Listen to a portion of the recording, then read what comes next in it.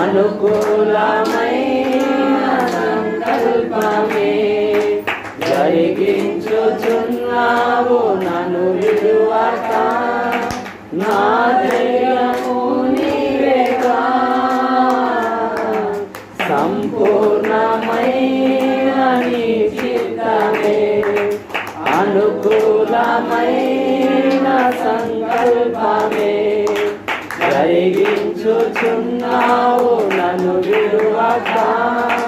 నా ధైర్యము నీవేగా, నీవే నీవే నా గీతము, నీవే నీవే నా స్తుతి గీతము, నీవే నీవే నా జయ గీతము, నీవే నా స్తుతి గీతము. సుమధుర స్వరముల గానాలతో వేలాది దూతల బలములతో కొనియాడబడుచున్న నా యేసయ్యా, నీకే నా ఆరాధన. ప్రతిదానికి సమయము కలదని ప్రసంగి రాసిన గ్రంథంలో మనకు ఒక వాక్యం ఉంటుంది.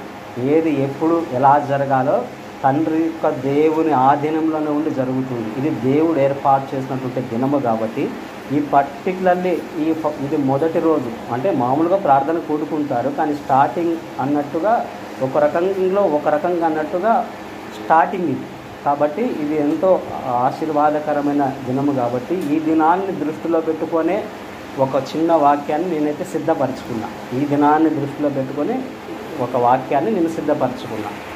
ఎవరైనా సరే ఒక బిజినెస్ చేయాలనుకుంటారు, బట్టల వ్యాపారం కానీ ఏదైనా టెక్స్టైల్ బిజినెస్ కానీ ఏదైనా చేయాలనుకుంటారు. ఒక బిజినెస్ చేయాలనుకున్నప్పుడు దాని గురించి అంతో ఎంతో తెలుసుకొని ఉండాలి. బిజినెస్ స్టార్ట్ చేయకముందు దాని గురించి కొద్దో గొప్ప తెలిసి ఉండాలి. కొద్దో గొప్ప తెలియకుండా మనం దాంట్లోకి అడుగు పెడితే ఫెయిల్ అవుతాం. అందుకు మినిస్ట్రీ ఇది ఓపెన్ అవుతుంది కాబట్టి, స్టార్ట్ అవుతుంది కాబట్టి దీనికి సంబంధంగా బైబిల్ గ్రంథంలో ఏమున్నాయి, దేవుడు ఏం పొందుపరిచాడు అనేది మనం ఒక్కసారి అబ్జర్వ్ చేసుకోవాలి. ఒక్కసారి నేను ఆలోచన చేసుకున్నప్పుడు మనకు అందరికీ బాగా పరిచితమైనటువంటి లేఖన భాగాలే, పరిచితమైన హెడ్డింగ్లే ఇవి.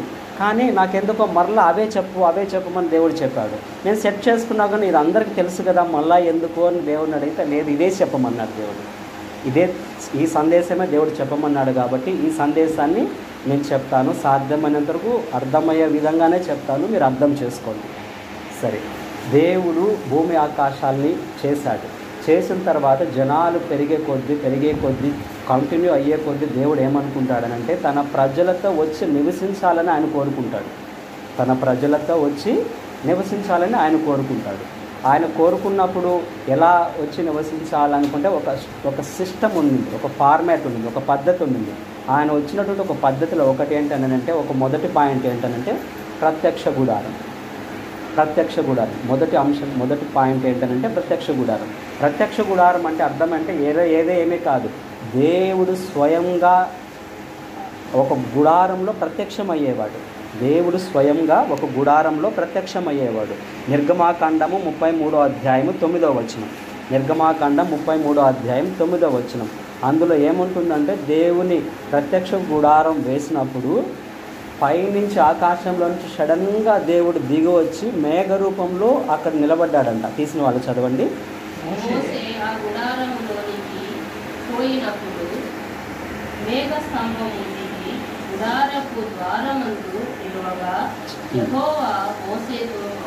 చాలు అంటే అక్కడ ఏం రాయబడిందనంటే ప్రత్యక్ష గుడారం అంటే దేవుడు ప్రత్యక్షమయ్యే గుడారం. అది దేవుడు ప్రత్యక్షమవుతాడు, సడన్గా ఆ మందిరంలో ప్రత్యక్షమవుతాడు. ఒక గుడారం అది. ఆ గుడారం ఇలా ఉంటుంది, ఇలా వేస్తారు. దానికి 7 ఫస్ట్ మేకతోలు వేస్తారు, మళ్ళా 7 మేకతోళ్ళు వేస్తారు. 7 మేకతోళ్ళు వేసిన తర్వాత దాన్ని 3 భాగాలుగా చేస్తారు. ఒకటి సాక్ష్యపు గుడారం, ఒకటి సన్నిధి గుడారం, సాక్ష్య గుడారం ఒకటి అంటారు. అందులో మందసం ఉంటుంది, వాళ్ళొక కర్టన్ ఉంటుంది, ఒక తెర ఉంటుంది. ఈ తెరకు బయట ప్రత్యక్ష గుడారం అంటారు. తెరకు బయట ఉండే దానిని ప్రత్యక్ష గుడారం అంటారు. ఈ ప్రత్యక్ష గుడారము చాలా ఇంపార్టెంట్ కలిగింది. ఎందుకు ప్రత్యక్ష గుడారం మనకి చాలా ఇంపార్టెంట్ కలిగింది అని మనం అంటున్నాము అని ఏంటంటే, మొట్టమొదటిసారి బైబిల్ గ్రంథంలో ప్రత్యక్ష గుడారం గురించి నిర్గమాకాండం 27వ అధ్యాయం 21వ వచనంలో ఉంటుంది. నిర్గమాకాండం 27వ అధ్యాయం 21వ వచనంలో సాక్షపు మండపం ఎదుగుతున్న తెరకు వెలుపల ప్రత్యక్ష గుడారంలో అహరోనును అతని కుమారులను సాయంకాలం మొదలుకొని ఉదయం వరకు యెహోవా సన్నిధిని దాన్ని సవరింపవలెను. చాలు, దానిని సవరింపబడిన అంటే సాక్ష్యపు గుడారము వెలుపల తెరకు ముందు, అంటే సాక్ష్యపు గుడారంలో మందసం ఉంటుంది, కట్టన్ వస్తుంది, కట్టన్ బయట ఏమొస్తుందని అంటే ప్రత్యక్ష గుడారం అంటారు దాన్ని. అక్కడ ఏముంటుందని అంటే 7 దీపాలు, దీపస్తంభం అనేది ఉంటుంది. అది నిత్యము వెలుగుతూ ఉండాలనేటువంటి ఒక కట్టడ. అది నిర్గమాకాండం 27, 21లో మనకు రాయబడిన మాట ఏంటని అంటే, ప్రత్యక్ష గుడారంలో ఏముంటుందని అంటే 7 దీపాలు వెలుగుతూ ఉంటాయి. మనము ఈరోజు ప్రార్థన ఇక్కడ స్టార్ట్ చేసుకున్నాము. ఓ ప్రత్యక్ష గుడారమా, నువ్వు నాకు ఏం చెప్పాలనుకున్నావు అని మనం కానీ ప్రత్యక్ష గుడారాన్ని అడిగితే, ఆ ప్రత్యక్ష గుడారం మనకేం చెప్తుందంటే, మీ దీపాలు వెలిగించండి అని చెప్తుంది. ప్రత్యక్ష గుడారం నుంచి మనం ఏం నేర్చుకోవాలనంటే, మీ దీపాలను మీరు వెలిగించండి, దానిని సవరించిరి అని రాయబడింది చివరిలో వాక్యం. అది చివరి మాట చదవండి. సవరించవలను. దేనిని సవరించాలా? 20వ వచనం చదువు. 20వ వచనం చదువు. మరియు దీపము నిత్యము వెలుగుచుండవలెను. అర్థమవుతుందా? ఎప్పుడు సవరించాలనంటే సాయంత్రం అప్పుడు యాజకులు వెళ్ళి దీపాన్ని సవరించాల. దీపాన్ని సవరించడం అంటే అర్థం ఏంటి? దానిని ఎక్కువసేపు కాలినప్పుడు నల్లగా ఉంటుంది, దాన్ని పట్టుకొని ఒక కడ్డీతోనో దేనితోనో నల్లగా ఉండేదాన్ని గోకాల.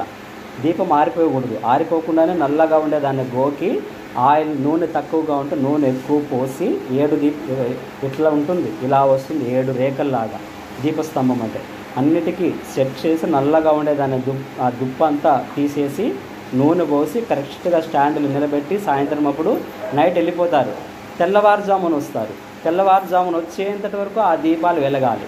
మళ్ళీ పగలు కూడా సరిచేయాలి. ఎప్పటికీ దీపం ఆరిపోకూడదు. ఇది నిత్యమైన కట్టడ. 20వ వచనం మళ్ళీ ఒక్కసారి చదువు. నిత్యము వెలుగుతూ ఉండునట్లు దానిని సవరించాల. అయితే దీపం అంటే ఏంటి అనేది ఒక క్వశ్చన్ మనం వేసుకుంటే, సామెతల గ్రంథం 20వ అధ్యాయం 27వ వచనం. సామెతల గ్రంథం 20వ అధ్యాయం 27వ వచనం. దీపం అంటే ఏంటంటే నరునికి యెహోవా పెట్టినటువంటి ఆత్మేనంట దీపం. చదవండి అది. నరుని ఆత్మ యెహోవా పెట్టినటువంటి దీపం అంటే చాలు. అంటే నరుని ఆత్మ అంటే మనం నరులం, మనం మనుషులం, మన ఆత్మ ఏంటి? దీపం. అంటే దాని అర్థం ఏంటనంటే, దేవుడు మనకు చెప్పదలుచుకున్న విషయం ఏంటి అని అంటే, మనము ఈ సంఘంగా కూడుకున్నప్పుడు, ఈ ప్రార్థనకు మనం వస్తున్నప్పుడు మనల్ని మనం సవరించుకోవాలి. మనకు పట్టినటువంటి తుప్పు అంతా కూడా దులిపించుకోవాలి. అలా దులిపింపబడేటువంటి స్థలముగా ఇది ఉండాలని దేవుడు కోరుకుంటున్నాడు. ఇది దేవుని కోరిక ఉంటుంది. ఎందుకంటే ప్రత్యక్ష గుడారంలో అది జరిగింది. అక్కడ ప్రత్యక్ష గుడారంలో అది జరిగింది కాబట్టి మన ఆత్మ దేవుని ఎదుట ఎలా ఉందనంటే ఒక దీపంలాగా ఉంది.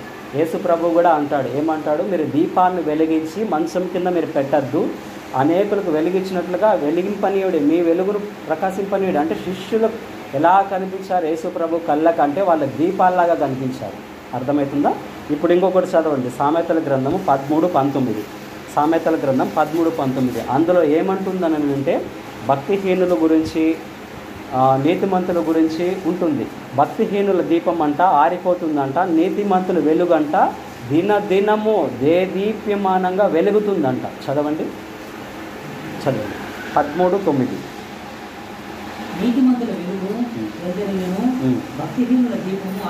భక్తిహీనుల దీపం ఆరిపోతుంది, నీతిమంతులు వెలుగు దేదీప్యమానంగా వెలుగుతూ ఉంటుంది. దీనికి సంబంధించిన వేరే వేరే లేఖనాలన్నీ చాలా ఉన్నాయి. అది వేరే సబ్జెక్ట్, అది వేరే సబ్జెక్ట్, మనకు అవసరం లేదు. కానీ నేనేమంటున్నానంటే, ఇక్కడకు కూడినటువంటి మనం ఎలా ఉండాలనంటే, మనకు పట్టిన దుమ్ము దులుపు అంతా కూడా వదిలించుకొని మనం వెలుగుతున్నామంటే వెలుగుతున్నాం, చిన్నగా వెలుగుతున్నాం, కానీ బాగా వెలగగలగాలి, ఇతరులకు వెలుగిచ్చే మాదిరిగా ఉండాలి. ఇది దేవుని కోరిక అయి ఉంటుంది. ఈ యొక్క ప్రార్థన యొక్క ఉద్దేశం కూడా అదే ఉంటుంది. ప్రత్యక్ష గుడారం ద్వారా మనం అదే నేర్చుకోవాల్సినటువంటి వారమై మనం ఉన్నాం. ఈ అంశాన్ని ప్రత్యక్ష గుడారం నుంచి దీపం అనే వెలుగుతున్నట్లుగా మనం వెలగాలి, వెలిగించబడాలనేది మనం నేర్చుకోవాలి. సరే, ఇప్పుడు రెండవది తీసుకున్నాము. రెండో అంశం ఏంటంటే ఆలయము లేదా మందిరము. రెండో అంశం ఏంటంటే ఆలయము లేదా మందిరము. ప్రత్యక్ష గుడారం అనేది ఒకప్పుడు ఎవరికి చెప్పారనంటే మోషే 40 రోజులు ఉపవాసం ఉన్నప్పుడు కొండపైకి వెళ్ళినప్పుడు దేవుడు మోషేకి చూపిస్తాడు. పరలోకంలో ఉండే దర్శనాలు అన్నీ చూపించి, మాదిరి అన్నీ చూపిస్తే ఇలాగన మందసం కట్టు, ఇలాగన గుడారాలు వేయి, ఇలాగున అన్ని కరుణాపీఠం చెయ్యి, బలిపీఠం కట్టు, ఒక పరలోకంలో ఏమైతే ఉందో అవన్నీ చూపించి అలాగన భూమి మీద గుడారం పెట్టమన్నాడు. ప్రత్యక్ష గుడారం అంటే అరణ్యంలో వేశారు. అది అరణ్యంలో నుంచి ఎప్పటి వరకు వెళ్ళిందంటే సొలొమోను రాజు వరకు ఉండింది ప్రత్యక్ష గుడారం. ఆ గుడారం పైకప్పు మనకి రేకులు ఉన్నాయి, దానికి మేక చర్మం ఉంటుంది, మేక చర్మానికి వెంట్రుకలు ఉంటాయి. అట్లా 7 చర్మాలు వేయాలి. వివరంగా పాత మీద చదివితే తెలుస్తుంది. ఈ ప్రత్యక్ష గుడారం ఎప్పటి నుంచి ఎప్పటి వరకు ఉందంటే సొలొమోను వరకు ఉండింది. మోషే కాలం నుంచి సొలొమోను వరకు. మోషే కాలం నుంచి సొలొమోను వరకు ఎన్ని తరాలు అంటే దగ్గర 7 తరాలు. దగ్గర 7 తరాలు అంటే దగ్గర 700 సంవత్సరాలు గడిచిపోయింది. అంతటి వరకు కూడా ఆ మేకతోళ్ళు కలిగిన చర్మంలోనే దేవుడు నివసించేవాడు, అంతటి వరకు కూడా. అయితే రోజులు దొర్లే కొద్దీ తన నివాసము మారింది. అందుకు ఒకరోజు దావీదు మహారాజు ఆలోచన చేసి, నేనైతే సరంబి వేసిన ఇళ్లలో ఉంటున్నాను, దేవుడు గుడారంలో ఉంటున్నాడు, దేవుడికి ఒక మందిరం కట్టాలని అనుకుంటాడు. ఆయన కట్టాలని అనుకొని ఒక ఆలోచన ఆయన కలిగి నాతాన్ అనే ప్రవక్తని పిలిచి అడుగుతాడు, మందిరం కడతానని. ఓకే, దేవుడు నీకు తోడున్నాడు, కట్టు అని అంటాడు. ఇంటికి వెళ్ళిపోతాడు నాతాన్ ప్రవక్త. నిద్రపోతానే నాతాన్ ప్రవక్తని దేవుడు కళ్ళలో కనపడి, లేదు ఆయన కట్టకూడదు, ఆయన పుట్టబోయే కొడుకు కడతాడు, ఆయన నిర్దోషమైన వ్యక్తి, ఆయన కడతాడు అని చెప్తాడు. తెల్లవారుజామున వెంటనే నాతాన్ ప్రవక్త వచ్చి, నువ్వు కాదు, నీకు పుట్టబోయే కుమారుడు మందిరం కడతాడంట అని చెప్తాడు. సరే, సొలొమోను వరకు మందిరం కట్టబడింది. సొలొమోను వచ్చేటప్పటికి మందిరం కట్టిన తర్వాత సొలొమోను తిరిగి ప్రార్థన చేసేటప్పుడు, ప్రతిష్టాపన చేసేటప్పటికి ఏమైంది? తిరిగి అదే అగ్ని దిగి వచ్చి, అదే వెలుగు దిగి వచ్చి, అదే మేఘం దిగి వచ్చి ఆ యొక్క మందిరాన్ని నింపింది. ఆ యొక్క మందిరాన్ని నింపడము అనేకులు చూస్తారు. సొలొమోను ప్రార్థన కంప్లీట్ అయిపోయిన వెంటనే దేవుని వెలుగు దిగి రావడం, దేవుడు ఆ మందిరంలోకి రావడము ప్రజలందరూ చూస్తారు. ఇది దేవుని యొక్క చిత్తమైంది. దేవుడు తన మందిరంలో నివసించడం అనేది దేవుని యొక్క చిత్తమైంది. అయితే సొలొమోను మందిరం కట్టడానికి ఏం కావాలి? దావీదు దగ్గర ఏం లేదు, సొలొమోను దగ్గర ఏముంది, దావీదు దగ్గర ఏం లేదు. ఒక్కసారి మనం ఆలోచన చేసుకుంటే, నిర్దోషమైనటువంటి దోషం తగలకుండా ఉండే చేతులు కావాలంట దేవుడికి. ఎంత యథార్థ హృదయుడు అయినప్పటికీ కూడా దావీదు చేతులకు రక్తం అంటిందంటాడు, దోషం ఉందంటాడు. అంటే దేవుడు ఏం కోరుకుంటాడనంటే, మందిరం కట్టబడాలన్నా, మందిరంకి వచ్చే వాళ్ళకన్నా ఏం కోరుకుంటాడంటే నిర్దోషత్వం కోరుకుంటాడు. 1వ దినవృత్తాంతాల గ్రంథాలు 29వ అధ్యాయం 19వ వచనం. 1వ దినవృత్తాంతాల గ్రంథము 29వ అధ్యాయం 19వ వచనం. దావీదు మహారాజు ప్రార్థన చేస్తాడు. ఎవరి గురించి ప్రార్థన చేస్తాడనంటే,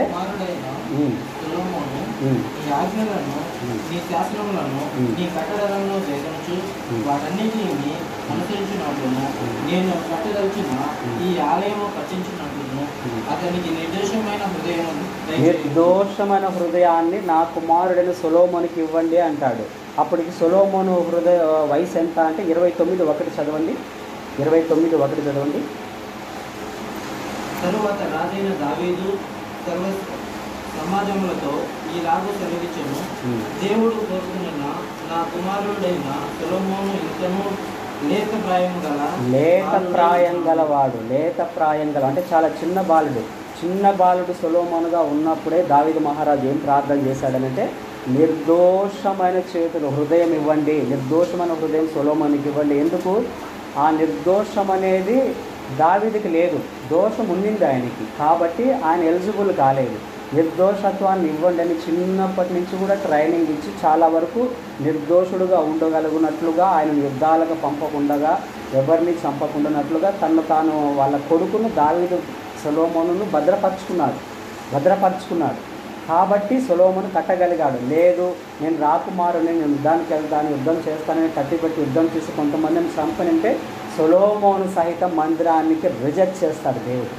ఒప్పుకోడు, కట్టబడడానికి ఒప్పుకోడు. ఎందుకంటే దేవుడికి నిర్దోషత్వం అనేది కావాలి. నిర్దోషం అనేటువంటి హృదయం అనేది దేవుడికి అవసరమై ఉంటుంది. ఇప్పుడు దావీదు మహారాజు ప్రవక్త, గొప్ప రాజు అన్నీ ఉంది, కానీ మందిరమే కానీ స్టెప్ బై స్టెప్ అరలు ఉంటాయి కదా, సాక్షాత్ మందిరం, పరిశుద్ధ మందిరం. అట్లాగనే ప్రతి ప్రవక్త కూడా దేవుడి దగ్గరికి డైరెక్ట్కి వెళ్ళలేదు. ఎవరు ఎంత గొప్ప సేవకులైనా కూడా వాళ్ళకి స్పిరిచువల్ ర్యాంక్ ఉంటుంది. ఆత్మీయ జీవితంలో వాళ్ళ స్థాయి అనేది దేవుని ఎదుర్కొంటుంది.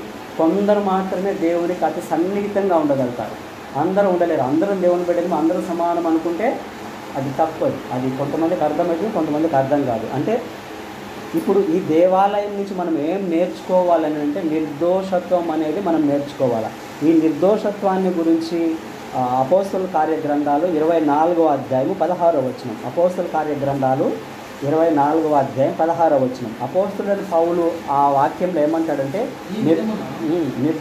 చదువు నేను దేవుని ఎడలను మనుషుల ఎడలను ఎల్లప్పుడూ నా మనస్సాక్షి నిర్దోషమైనదిగా ఉండునట్లు, నా మనస్సాక్షిని నిర్దోషమైనదిగా ఉండునట్లు అభ్యాసం చేస్తున్నా. ఎవరు? అపోస్తలుడైన పౌలు ఏం చెప్తున్నాడు? ఇట్లు మనుషుల ఎదుట, అటు దేవుని ఎదుట నేను నిర్దోషంగా ఉండేటట్లు అపోస్తలుడైన పౌలు అప్పటికి ఆ మాట, ఆ స్పీచ్ ఇచ్చేటప్పటికి రాజు ఎదుట నిలబడున్నాడు. ఆ రాజు ఖైదీ చేస్తారు, ఆయన విడుదల అవ్వడు. ఇక కొన్ని సంవత్సరాలకి ఆయన తల నరికి చంపేస్తాడు. అప్పటికి అభ్యాసం చేస్తూనే ఉన్నాడు. ఏం అభ్యాసం చేస్తున్నాడు? నిర్దోషత్వాన్ని అభ్యాసం చేస్తున్నాడు. నిర్దోషత్వం అనేది అంటే ఏంటంటే అది ఒక ఉన్నతమైనది, అది అందరికీ అందదు. మీరు ప్రార్థన చేసేటప్పుడు ప్రభువా నిర్దోషమైన హృదయాన్ని నాకు ఇవ్వండి, నిర్దోషమైనటువంటి చేతులు నాకు ఇవ్వండి అనేటువంటి ప్రార్థన మీరు చేయగలగాలి. ఎందుకంటే ఆత్మీయ ప్రపంచంలో ఆత్మీయమైనటువంటి ఆశీర్వాదాలు అనేకాలు ఉంటున్నాయి. అవన్నీ మనకు తెలియదు, మనకు కొన్నే తెలుసు. వాటిల్లో ఉన్నతమైన స్థానం కలిగినటువంటిది ఏంటంటే నిర్దోషమైనటువంటి హృదయం. దానిని మనకి ఇవ్వండి అని ప్రార్థన చేయాలి. ఎందుకంటే పౌలు అంతటి వాడే అభ్యాసం చేస్తూ ఉన్నానని ఆయన అంటున్నాడు. కాబట్టి మనం అట్టివారమై ఉండాలి. కీర్తనల గ్రంథము 24వ అధ్యాయం 3-4. కీర్తనల గ్రంథం 24వ అధ్యాయం 3-4. అందులో ఏముంటుందని అంటే ఎవరు దేవుని దగ్గరికి వెళ్తారో, దేవుని పర్వతానికి ఎవరు ఎక్కుతారు, ఎవరు దగ్గరికి వెళ్తారంటే నిర్దోషమైన చేతులు కలిగి, చదవండి తీసిన వాళ్ళు, ఆయన పరిశుద్ధ స్థలములలో నిలువదిగిన వాడెవడు, వ్యర్థమైన దాని యందు మనసు పెట్టకయు, కపటముగా ప్రమాణము చేయకయు, నిర్దోషమైన చేతులను శుద్ధమైన హృదయములను కలిగి ఉండి వాడే. అంటే నిర్దోషమైన చేతులు, శుద్ధమైన హృదయం కలిగిన వాడే యెహోవా పర్వతాన్ని ఎక్కుతాడంట. మిగిలిన వాళ్ళు ఎవరు కూడా యెహోవా పర్వతాన్ని, దేవుని అతి దగ్గరికి ఎక్కలేరు. ఎవరు ఎక్కలేరు, అతి దగ్గరగా పైకి ఎవరు ఎక్కలేరు. మామూలుగా యెరూషలేము, ఈ దేవాలయం అనేది ఒక కొండ పైన కట్టారు. అందరూ కొండ ఎక్కి స్టెప్స్ ఉంటాయి, స్టెప్స్ ఎక్కి మందిరంకి వెళ్తారు. మామూలుగా వెళ్ళగలిగిన వాళ్ళందరూ దేవుని దగ్గరికి వెళ్ళరు. స్పిరిచువల్ సంబంధంగా కీర్తనాకారుడు రాయబడిన మాట ఏంటంటే నిజముగా దేవుని దగ్గరికి ఎవరు వెళ్తారు, అతి సమీపంగా ఎవరు వెళ్తారంటే నిర్దోషమైన చేతులు కలిగిన వాళ్ళు, శుద్ధమైన హృదయం కలిగిన వాళ్ళు వెళ్తారు. కాబట్టి ఆలయం రెండో అంశము, ఆలయం నుంచి మనం ఏం నేర్చుకోవాలంటే నిర్దోషమైన హృదయాన్ని మనం నేర్చుకోవాలి. ఇక్కడ ఇది దేవుని ఆలయమే, దేవుడు ఏర్పాటు చేసిన తావు. కాబట్టి ఇక్కడికి వచ్చిన మనందరం కూడా మనం ఇక్కడికి వచ్చి ఏం నేర్చుకోవాలనంటే నిర్దోషమైనటువంటి హృదయాన్ని మనం ఇక్కడికి వచ్చి నేర్చుకోవాల్సినటువంటి వారమే మనం ఉంటున్నాము. సరే, ఇప్పుడు మూడోది ఏంటనంటే సమాజ మందిరం. ఇప్పుడు దేవుడు ప్రత్యక్ష గుడారంలో ఉన్నాడు, కొన్నేళ్ళు ఉన్నాడు. ఎప్పటి నుంచి? మోషే నుంచి సొలొమోను వరకు ప్రత్యక్ష గుడారంలో ఉన్నాడు. మళ్ళీ సొలొమోను నుంచి యెహోయాకీము అనేటువంటి రాజు వరకు కూడా మందిరం ఉండింది. మళ్ళీ బబులోను రాజు వచ్చి మందిరం కూల్చేస్తాడు. మందిరం కూల్చేసినప్పుడు మళ్ళీ దేవుడు ఆ మందిరంలో ఉండడు. వీళ్ళు ఎక్కడికి వెళ్ళిపోతారు? ఇరాక్ దేశానికి, బబులోనికి వెళ్తారు, అషూరుకి వెళ్ళిపోతారు. ప్రపంచం నలుగు దిక్కులకి ఇజ్రాయేల్ అందరూ చెదిరిపోతారు.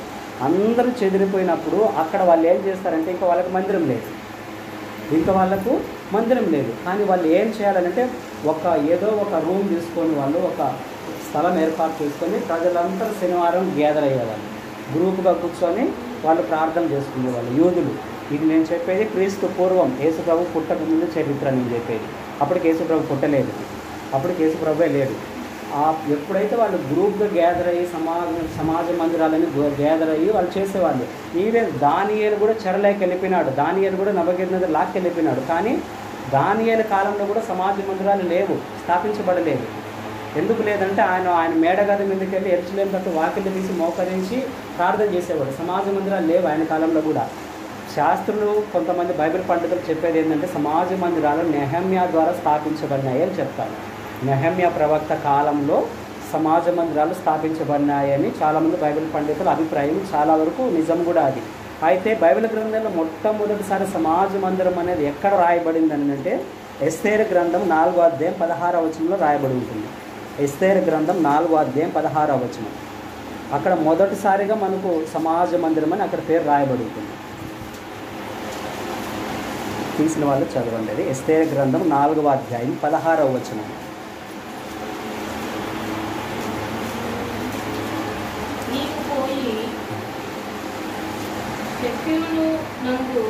కనబడిన యూదులందరినీ సమాజ మందిరమునకు సమకూర్చి నా చిత్తము అంటే సమాజ మందిరంలో సమకూర్చండి అని ఎస్తేరు రాని మొర్దెకైకి ఆజ్ఞాపిస్తుంది. 3 రోజులు ఉపవాసం ఉండండి. అది ఎక్కడ జరుగుతుందంటే షూషాను కోటలో జరుగుతుంది. షూషాను కోట అంటే ఏంటంటే ఇరాక్ దేశానికి రాజధాని. బబులోన్ అనేది ప్రజెంట్ ఇరాక్ దేశం. ఇరాక్ దేశానికి రాజధాని. ఎక్కడ సమాజ మందిరం ఉంది? ఇరాక్ దేశంలో ఉంది. ఎట్లుంది ఇరాక్ దేశంలో? వాళ్ళు ఆ దేశాలకు చెదిరిపోయినారు కాబట్టి ఆ దేశంలో ఉంది. ఈరోజు మీరు న్యూస్ పేపర్ ఎవరు చూసారు లేదా నాకైతే తెలియదు, కానీ నిన్న జరిగింది. రష్యాలో ఒక చర్చిలో బాంబ్ బ్లాస్ట్ జరిగింది, ఉగ్రవాదులు చంపేశారు. చర్చిని మాత్రమే కాకుండా యూదుల ప్రార్థనా మందిరాన్ని కూడా కూల్ చేశారని న్యూస్ పేపర్లలో రాయబడింది. యూదుల ప్రార్థనా మందిరం అంటే ఏంటి? సమాజ మందిరం. రష్యాలో యూదులు ఉన్నారు, అక్కడ కూడా సమాజ మందిరాలు ఉన్నాయి. అమెరికాలో యూదులు ఉన్నారు, అక్కడ సమాజ మందిరాలు ఉన్నాయి. ఈవెన్ మన కాకినాడ గోత్రానికి సంబంధించిన వాళ్ళు కొన్నేళ్లకు వాళ్ళు వెళ్ళిపోతారు, ఇక్కడ కూడా ఉండరు. తెలుగే వాళ్ళు. మీరు యూట్యూబ్లో కొట్టి చూడండి, వాళ్ళు మీకు కనిపిస్తారు. వాళ్ళు యూదులే, వాళ్ళు తెలుగు మాట్లాడతారు. అప్పుడెప్పుడో వచ్చారు వాళ్ళు. కానీ వాళ్ళు సమాజ మందిరాలు మన కాకినాడ ప్రాంతంలో వాళ్ళు ఉన్నారు. వాళ్ళ గురించి ఎవరికి తెలియదు, కాకినాడలో ఉండే యూదుల గురించి. సడన్గా ఒక పాకిస్తాన్ నుంచి వాళ్ళని చంపడానికి ఉగ్రవాదులు వస్తారు. ఎప్పుడైతే వాళ్ళు చంపడానికి వచ్చారో వీళ్ళు ఎవరు, ఎక్కడి నుంచి వచ్చారు, ఎందుకు వీళ్ళు చంపడానికి అని అప్పుడు మీడియా అంతా ఆరా తీస్తే వాళ్ళు యూదులని తెలియదు. అప్పుడు ఎప్పుడో వచ్చి ఇక్కడే స్థిరపడినారు. అట్లా గోవాలో కూడా సమాజ మందిరాలు ఉన్నాయి. అంటే సమాజ మందిరం అంటే అర్థం ఏంటంటే దేవుణ్ణి వాళ్ళు విశ్రాంతి దినమున కూడుకొని దేవుణ్ణి వాళ్ళు ప్రార్థన చేసేటువంటి ఒక తావు. సరే, సమాజ మందిరాన్ని చూసి మనం ఏం నేర్చుకోవాలి? సమాజ మందిరం మనకి ఏమి నేర్పిస్తుంది అని అంటే మత్తయి సువార్త 4వ అధ్యాయం 23వ వచనం. మత్తయి సువార్త 4వ అధ్యాయం 23వ వచనం. యేసు ప్రభు కాలంలో కూడా సమాజ మందిరాలు ఉన్నాయి.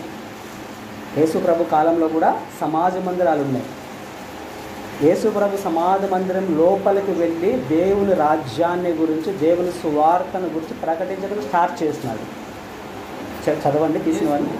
వారి సమాజ మందిరంలో బోధించుచు దేవుని రాజ్యమును గురించిన సువార్తను ప్రకటించుచు, దేవుని రాజ్యాన్ని గురించిన సువార్తను గురించి ప్రకటించుచు. అంటే యేసు ప్రభు మొట్టమొదటిగా సువార్తను ఎక్కడ స్టార్ట్ చేశాడని అంటే సమాజ మందిరాలలోనే స్టార్ట్ చేశాడు. మనం సమాజ మందిరం నుంచి మనం ఏం నేర్చుకోవాలి అని అంటే సువార్త నేర్చుకోవాలి. ఇక్కడ మనం గ్యాదర్ అయిన మెయిన్ ఉద్దేశం ఏంటంటే దినకరన్ అన్నారు. ఏమన్నాడనంటే నాతో అన్నాడు ఒక మాట మొన్న. మెయిన్ పర్పస్ ఏంటంటే అన్యులను దృష్టిలో పెట్టుకొని అన్యులకు సువార్త చేరాలి, కొత్త వాళ్ళు రక్షణ పొందాలి. మెయిన్ కాన్సెప్ట్ సువార్త అయింది, మెయిన్ ఉద్దేశం సువార్త అయింది. అంటే ఇక్కడ మనం ఎందుకు గ్యాదర్ అవుతున్నామంటే చేరిన దేవుని బిడ్డలు మన ప్రతి ఒక్కరము సువార్థికులుగా అవ్వాలి. ప్రతి ఒక్కరము కూడా నిజమైన సువార్థికులుగా, సువార్తను ప్రకటించే వాళ్ళంగా మనం అవ్వాలి. కొత్త వాళ్ళను మనం ఇక్కడ తీసుకొని వచ్చే వాళ్ళంగా మనం అవ్వాలి. ఈ 3వ అంశమైనటువంటి సమాజ మందిరం మనకి అనే అంశం మనకి ఏమి నేర్పుతుందని అంటే సువార్తను మనం ప్రకటించాలి, సువార్థికులముగా మనం అవ్వాలి. ఈ స్థలము సువార్త ప్రకటించబడే స్థలముగా ఉండాలి. కొత్త వాళ్ళను స్వీకరించి వాళ్ళను బలపడించే స్థావుగా ఈ స్థావు ఉండాలని దేవుని కోరిక ఉంటుంది. ఇది సమాజ మందిరం నుంచి మనం నేర్చుకోవాల్సినటువంటి అంశం. సరే, ఇప్పుడు 4వది చూద్దాము. సమాజ మందిరాన్ని గురించి ఇంకొక వచనం ఉంది. యాకోబు రాసిన పత్రిక 1:5. యాకోబు రాసిన పత్రిక 1:5. అందులో ఏముంటుందని అంటే దేవుని రాజ్య వారసులుగా చేయాలంట, భాగ్యవంతులుగా చేయాలంట. మనం దరిద్రులను భాగ్యవంతులుగా చేయాలంట, దేవుని రాజ్య వారసులుగా చేయాలంట. మనం సమాజ మందిరంలో ఎవరైతే వస్తారో వాళ్ళని మనము భాగ్యవంతులుగాను దేవుని రాజ్య వారసులుగాను చేయాలంట. ఇది ఎలా జరుగుతుందంటే కేవలం కొత్త వాళ్ళు సువార్తకు లోబడినప్పుడే వాళ్ళు ఏమవుతారంటే భాగ్యవంతులు అవుతారు. వాళ్ళు ఎంత దరిద్రులైనా, వాళ్ళకు ఒక చేతిలో ₹1 లేకున్నా చినిగిపోయిన బట్టలు వేసుకున్నా కూడా వాళ్ళు ఎప్పుడైతే యేసుక్రీస్తు ప్రభువును నమ్ముతారో బైబిల్ గ్రంథం 1:5 ఏం చెప్తుందనంటే, యాకోబు 1:5 వాళ్ళ భాగ్యవంతులని బైబిల్ గ్రంథం చెప్తుంది. వాళ్ళ రాజ్య నివాసులు అని చెప్తుంది. ఎవరైనా సరే, ఒక అడుక్కుండే ఒక వ్యక్తి సడన్గా వచ్చి నేను యేసుప్రభు నమ్ముకుంటాడు, మనం చెప్పడం వల్ల ఆయన వ్యక్తిని నమ్ముకున్నాడు, వెంటనే మనం బాప్తిస్మం ఇప్పించినామనంటే మనము అడుక్కుండే వ్యక్తిని భాగ్యవంతుడు అంటే కోటీశ్వరుని చేస్తాం. చేతిలో ఆయన ₹1 ఉండకపోవచ్చు, పరలోకంలో ఆయన కోటీశ్వరుడు. అర్థమవుతుందా? ఆయన రాజ్యపు వారసుడు అవుతాడు. కాబట్టి సువార్తను మనం ఎంత మాత్రం నిర్లక్ష్యం చేయదు. ఏంటంటే మన దీపాన్ని సవరించడం నేర్చుకున్నాము. ఆలయం నుంచి మనం ఏం నేర్చుకున్నామంటే నిర్దోష హృదయం మనం నేర్చుకున్నాము. సమాజ మందిరం నుంచి మనం ఏమి నేర్చుకున్నామనంటే సువార్థికులం మనం అవ్వాలా, సువార్తను ప్రకటించే స్థలంగా ఇది ఉండాలని మనం నేర్చుకున్నాము. 4వది ఏంటనంటే సంఘం అనంటే మనకు అందరికీ తెలిసిందే. నిజానికి సంఘం అనంటే ఏంటనంటే ప్రజల గుంపును సంఘం అంటారు. మనం ఎవరైనా దేవుని బిడ్డలు సంఘం అంటే చర్చిని అనుకుంటారు, కానీ వాళ్ళకి తెలియదు సంఘం అంటే డ్వాక్రా సంఘాలు ఉన్నాయి, పొదుపు సంఘాలు ఉన్నాయి. అర్థమవుతుందా? సంఘం అంటే ప్రజల గుంపును సంఘం అంటారు, వేరే దానిని సంఘం అనరు. అయితే మెయిన్ ఈ సంఘం నుంచి మనం ఏం నేర్చుకోవచ్చు, సంఘం ద్వారా మనం ఏం నేర్చుకోవచ్చు అని ఏంటంటే లేవీ కాండము 4:21. లేవీ కాండం 4:21. మనం పరిశుద్ధతను నేర్చుకోవాలి. సంఘం ద్వారా మనం ఏం నేర్చుకోవాలా, దేవుడు మనకు ఏమి నేర్పించాలనుకుంటున్నాడు అంటే పరిశుద్ధతను దేవుడు మనకు నేర్పిస్తాడు. తీసిన వాళ్ళు చదవండి.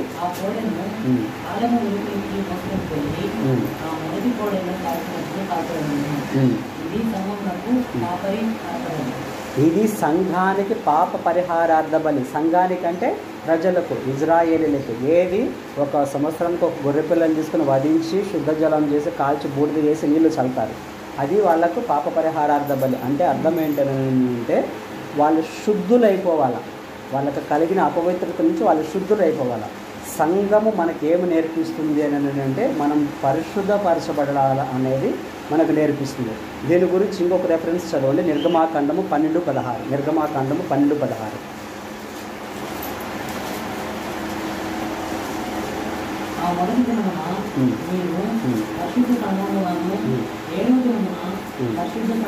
చాలు. మొదటి దినమున పరిశుద్ధ సంఘము గాను, 7వ దినమున పరిశుద్ధ సంఘం గాను, 2 సార్లు పరిశుద్ధ సంఘం అంటాడు. మీరు బైబిల్ గ్రంథం ఎప్పుడైనా గమనించండి, సంఘం అనే పేరు మీకు ఎక్కడొచ్చినా కూడా పరిశుద్ధంగా కూడవలను. లేవి కాండం కానీ, సంఖ్యాకాండం కానీ, హితోపదేశం బాగా గమనించండి. సంఘం అనే పేరు ఎక్కడొస్తే అక్కడ మీరు పరిశుద్ధంగా కూడాలంటే అర్థం ఏంటంటే మీ దేవుడైన యెహోవానైనా నేను పరిశుద్ధులను కనుక మీరును పరిశుద్ధులై ఉండాలి. మెయిన్ కాన్సెప్ట్ అది, మెయిన్ ఉద్దేశం ఏంటంటే మనం శుద్ధులమై ఉండాలి. దీని గురించి 1 పేతురు రాసిన పత్రిక 1 అందులో ఏముంటుందని అంటే దేవుని ఆత్మ వలన మనము పరిశుద్ధపరచబడతామంట. చదవండి. ఆత్మ వలన పరిశుద్ధత పొందిన వాళ్ళే. అంటే దేవుని ఆత్మ మనల్ని పరిశుద్ధపరిచినప్పుడు మనం పరిశుద్ధులు అవుతాం. కొన్ని పత్రికలలో పౌలు స్టార్టింగ్ రాస్తూ కొరింథీలో ఉన్న పరిశుద్ధులకు శుభమని చెప్పునది, తెస్సలోనికి సంఘంలో ఉన్నటువంటి పరిశుద్ధులకు శుభమని చెప్పు రాయనది. అంటే పరిశుద్ధులు ఎవరు? సంఘంగా ఎవరు గ్యాదర్ అవుతారో వాళ్ళు పరిశుద్ధులు. అర్థమవుతుందా? ఇది సంఘంగా దేవుని ఎదుట మనం గ్యాదర్ అవుతున్నాము కాబట్టి మనం ఎలాగూ ఉండాలి దేవుని దృష్టిలో అని అంటే మనం పరిశుద్ధులమై ఉండాలి. మనం పరిశుద్ధులం ఎలా అవ్వగలుగుతాము అని అంటే ఇప్పుడే చదివాడు 1 పేతురు 1:2 ఏమంటే ఆత్మ వలన పరిశుద్ధత. అంటే దేవుని ఆత్మ మనల్ని పరిశుద్ధపరుస్తాడు అనేది అది. ఇప్పుడు ఏం నేర్చుకున్నాం మనం? సంఘం నుంచి పరిశుద్ధత అనే అంశాన్ని మనం నేర్చుకున్నాం. ఇప్పుడు అర్థమైంది కదా. ఇప్పుడు చివరిది 5వ విషయం ఏం చెప్తాడంటే యేసు ప్రభు, ఎక్కడైతే ఇద్దరు లేక ముగ్గురు, 5వ పాయింట్ ఏంటంటే ఇద్దరు ముగ్గురు అంతే. ఎవరైతే నా నామమున ఇద్దరు లేక ముగ్గురు కూడా ఉంటారో వాళ్ళ మధ్యలో నేను ఉంటానని ఆయన అన్నాడు. దాని అర్థం మనం ఒక్కసారి ఆలోచన చేసుకున్నప్పుడు, నా నామమున ఇద్దరు లేక ముగ్గురు ఉంటారని అంటే మామూలుగా అయితే గ్యాదర్ అవుతారు, ఇద్దరు ముగ్గురు గ్యాదర్ అవుతారు. కానీ నిజంగా అక్కడ ప్రభు ఉన్నాడా, నిజంగా అక్కడ ప్రభు ఉంటాడా అని అంటే బాగా డీప్గా ఆలోచన చేస్తే ఉండడు. డీప్గా వెళ్తే, నిజం లోతుకి వెళ్తే, రెఫరెన్స్ల ప్రకారం వెళ్తే ఉండడు.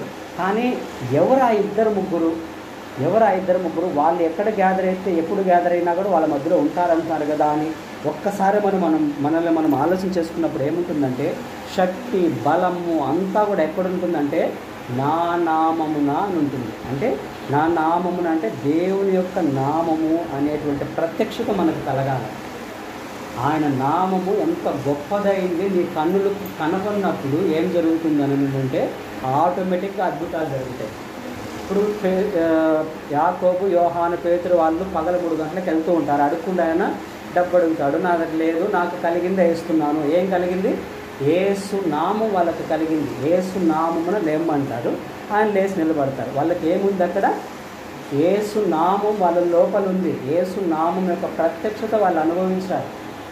యేసు నామంలో ఉన్న గొప్పతనాన్ని వాళ్ళు అనుభవించారు. ఆ నామాన్ని మనం రుచి చూసినప్పుడు, ఆ నామము శక్తి మన కన్నులకు కనబడినప్పుడు మనము కూడా అటువంటి కార్యాలు చేయగలుగుతాము.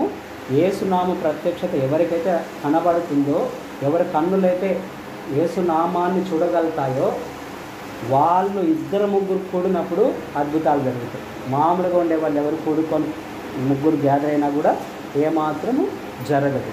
సరే, యేసునామాన్ని బట్టి అంత ఇంకా ఏం జరుగుతుందని మనం ఒక్కసారి ఆలోచన చేసుకున్నప్పుడు అపోస్తల కార్యాలు 2:21, అపోస్తల కార్యాలు 2:21 అందులో ఏముంటుందంటే ప్రభువు నామమును ప్రార్థన చేసే వాళ్ళందరూ కూడా రక్షణ పొందుతారు అని రాయబడి ఉంటుంది. ప్రభువు నామమును ప్రార్థన చేసే ప్రతి ఒక్కరు కూడా చదవండి. అప్పుడు ప్రభువు నామమును బట్టి ప్రార్థన చేయు వారందరూ రక్షణ పొందుదురు. ఇది పాత నిబంధనలో ప్రవచనం, అది కొత్త నిబంధనలో రాయబడింది. ప్రవచనం అంతా నెరవేరింది, ఆ యుగంలో నెరవేరింది. ఈ యుగంలో కూడా యేసు నామం అంటే ఏంటి అనేది మనము ఆ శక్తిని రుచి చూడాలి. ఆ శక్తి లోపలికి మనం వెళ్ళి ఆ శక్తిని, యేసు పేరులోని శక్తిని మనం బయటకు తీసుకొని మన చేతుల్లో పెట్టుకొని మన హృదయంలో యేసు ప్రభు శక్తిని మనం నింపుకొని మనం ఏ పని అయితే చేసినా కూడా అది విజయం అవుతుంది. అది దిగ్విజయంగా ముందుకెళ్ళిపోతుంది. అర్థమవుతుందా?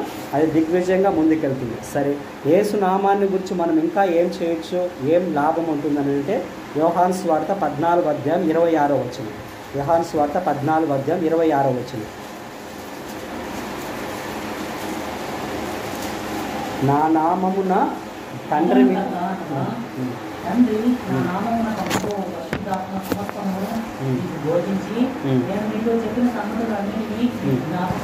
మీకు జ్ఞాపకం చేయను అంటే దేవుని ఆత్మ యేసు ప్రభు నామమున వస్తుంది. అర్థమవుతుందా? దేవుని ఆత్మ మనం ఎప్పుడైతే మనం నింపబడతామో అప్పుడు ఏం జరుగుతుందనంటే నా నామమున మీరు భాషలు మాట్లాడతారు, నా నామమున దెయ్యాలు వెళ్ళగొడతారు, నా నామమున రోగులను స్వస్థపరుస్తారు. అంటే దాని అర్థం ఏంటంటే యేసు నామం ప్రత్యక్షత ఎవరికైతే జరుగుతూ ఉంటుందో, ఇంకో కరెక్ట్గా చెప్పాలంటే ఎవరు దేవుని ఆత్మ చేత నింపబడతారో వాళ్ళ ద్వారా కార్యాలు జరుగుతాయి. చెప్పాలంటే ఎక్కడైతే ఇద్దరు ముగ్గురు దేవుని అభిషేకం కలిగి గ్రూప్గా గ్యాదర్ అయ్యి ప్రార్థన చేస్తే దేవుని ఆత్మ కార్యాలు బలముగా జరుగుతాయి. ఇది 5వ పాయింట్ ద్వారా మనం నేర్చుకున్నాం. సరే, ఇప్పుడు ఒకసారి ఇలా తీసుకున్నాము. దేవుని ద్వారా ప్రత్యక్ష గుడారం ద్వారా మనం ఏమి నేర్చుకున్నాము? దేవుని యొక్క దీపము మనం సవరించబడాలి. దేవుని దీపము మనం సవరించబడాలి. లేదు నేను సవరించబడను అనగానే మనం అనుకున్నామనంటే ఏం జరుగుతుందంటే టైం లేదు, రెఫరెన్స్ రాసుకుంటే చదవద్దు. సంఖ్యాకాండము 16:19-20 సంఖ్యాకాండం 16:19-20 దాంట్లో ఏముంటుందంటే కొరహు ఒక వ్యక్తి లేస్తాడు. అదే ప్రత్యక్ష గుడారం ఎదుట లేచి నిలబడి ఏం చేస్తాడనంటే దేవుడు డైలీ ప్రత్యక్ష గుడారం ఎదుట నిలబడి మాట్లాడిపోతున్నప్పటికీ కూడా అహంకారంగా దేవునికి వ్యతిరేకంగా పోయి ఆయన భూమి నిరీక్షించబడి ఆయన లోపలికి వెళ్ళి భూమి క్లోజ్ అవుతుంది. అర్థమైందా? ఇది దేవుడు ప్రత్యక్ష గుడారంగా ఉండాల్సిన తావు. కాబట్టి మనం ఎలా ఉండాలనంటే మన దీపానికి ఉన్నటువంటిది సరి చేసుకోవాలి, మనల్ని మనం సవరించుకోవాలి. సవరించుకోకుండా ఉంటే ఏమవుతుంది? భక్తిహీనుల దీపము ఆరిపోతుంది. ఆరిపోతుంది అంటే అర్థమైంది, కొరకు ఆయనకు సంబంధించిన వ్యక్తులు భూమి లోపలికి దిగిపోయినారు. అర్థమవుతుందో అది. రెండో అంశం ఏంటి? దేవాలయము, మందిరము. దాని నుంచి మనం ఏమి నేర్చుకున్నాం? నిర్దోషమైన హృదయం అని ఉంది. మార్కు సువార్త 11:17 తీయద్దు, రాసుకోండి. మార్కు సువార్త 11:17 అందులో ఏముంటుందనంటే యేసుప్రభు ఏం చెప్తాడనంటే, నా మందిరాన్ని, నా ఆలయాన్ని మీరు దొంగల గుహగా చేశారు. ఏమంటున్నాడు? దొంగల గుహగా చేసున్నారు. అంటే అమ్మేటువంటి వాళ్ళంతా ఎవరు? యేసుప్రభు కళ్ళకి ఎలా కనిపించినారు? యాజకులు కానీ అందరూ కానీ దొంగలు అయిపోయినారు. అది వాళ్ళకిలే మనకు లేదు అనుకుంటే కాదు. ఇది దేవుని ఆలయం కాబట్టి దేవుని సన్నిధిలో ఇక్కడ జరుగుతున్న ప్రతి ఒక్కటి కూడా జాగ్రత్తగా ఉండాలి. పర్టికులర్లీ అమౌంట్ విషయంలో, బిజినెస్ విషయంలో, బిజినెస్ అలాంటి వాటికి ఇట్లా ఇన్వాల్వ్ కాకూడదు. బిజినెస్ బయట ఉండాలి, మందిరంలోకి ఉండకూడదు. డబ్బుని ఇన్వాల్వ్ చాలామంది పెద్ద పెద్ద మినిస్ట్రీస్ నేను చూసిన. ఏమవుతుందంటే డబ్బు ఇన్వాల్వ్ అయిపోయినప్పుడు ఏమవుతుందనంటే దేవుడు కూడా పక్కన పెట్టేసుకొని డబ్బు హైలైట్ అయిపోతుంది. అప్పుడు దేవుడు ఏమంటాడనంటే దొంగల గుహ, మీరు దొంగలు అంటాడు. కాబట్టి యేసుప్రభు కాలంలోనే దొంగలు ఆయన ఎగితే సంచరిస్తూ తిరుగుతూ ఉన్నాడు. వాళ్ళు యేసుప్రభు చచ్చిపోయిన శవాలను లేపినాడు, వాళ్ళు చూస్తున్నారు, అన్నీ చూస్తున్నారు. ఆయన ఆ దొంగలు మారలే. అటువంటి వాళ్ళకు ఉన్నటువంటిది సరి చేసుకోవాలి. అర్థమవుతుందా? అటువంటి గుంపులో మనం ఉండకుండా దేవుని ఆలయంలో ఉన్నటువంటి మనం ఎలా ఉండాలంటే మనల్ని మనం నిర్దోషంగా ఉంచుకోవాలి. ప్రతి రూపాయి విషయంలో కూడా మనకు మందిరంగా చేయబడిన ప్రతి విషయంలో కూడా నిర్దోషమైన వాళ్ళంగా మనం ఉండాల్సిన వారమే మనం నేర్చుకోవాలి. లేకుండా అంటే మనం దొంగలం అయిపోతాం. మూడో విషయం ఏం చెప్పుకున్నాము? సమాజ మందిరం. సమాజ మందిరాన్ని గురించి మనం ఏం నేర్చుకున్నాం? సువార్త. మనం సువార్తను ప్రకటించకపోతే ఏమవుతుంది? డైరెక్ట్ వాక్యం ఏం చెప్తుంది? అయ్యో సువార్తను నేను ప్రకటించకపోతే నాకు శ్రమ అని రాయబడింది. ఇంకొకటి కూడా ఉంటుంది.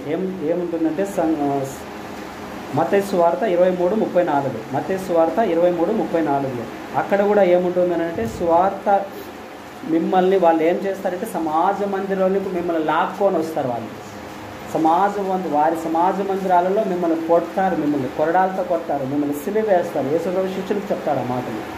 అర్థమవుతుందా? సమాజ మందిరంలోనే శిష్యులు అయినటువంటి వాళ్ళు కొన్నాళ్ళకి దోషులుగా నిలబడి రాళ్లతో కొట్టబడతారు, నిందించబడతారు.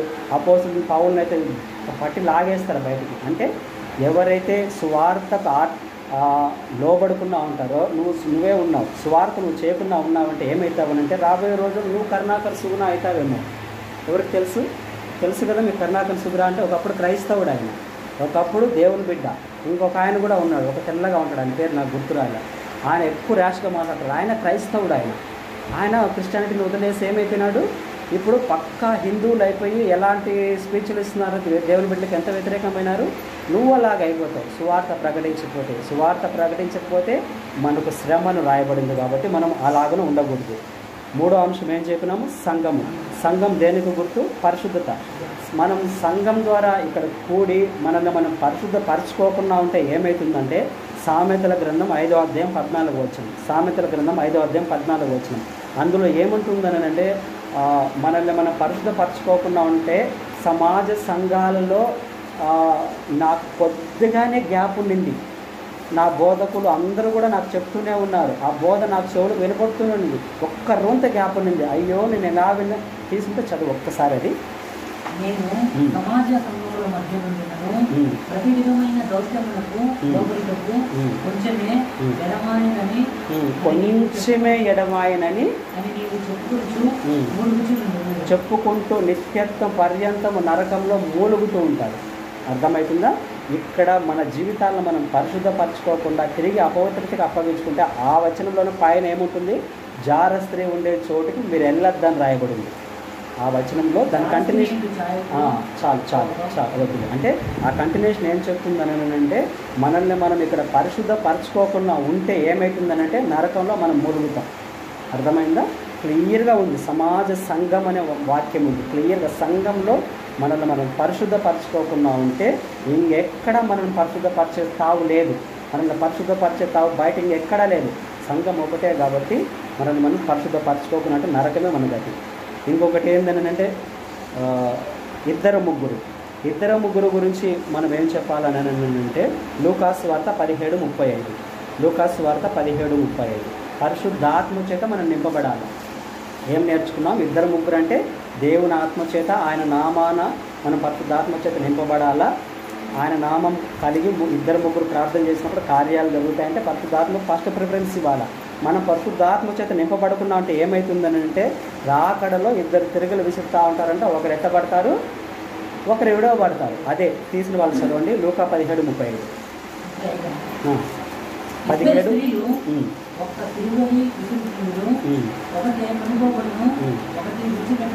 ఒకటి కొనుక్కోబడును, ఒక ఆమె విడిచిపెట్టబడుతుంది. అర్థమవుతుంది అంటే అంతకుముందు కూడా ఇద్దరు ఒక దగ్గర పండుకోరున్నప్పుడు ఒకరు ఎత్తబడతారు, ఒకరు ఇవ్వబడతారు. అంటే దేవుని ఆత్మచేత నింపబడకుండా మీరు నెగ్లిజెన్సీ చేసినారంటే ఏమవుతుందంటే మీరు రాకడ మిస్ అవుతారు, రాకడలో మీరు ఎగిరిపోరు. అర్థమవుతుందా?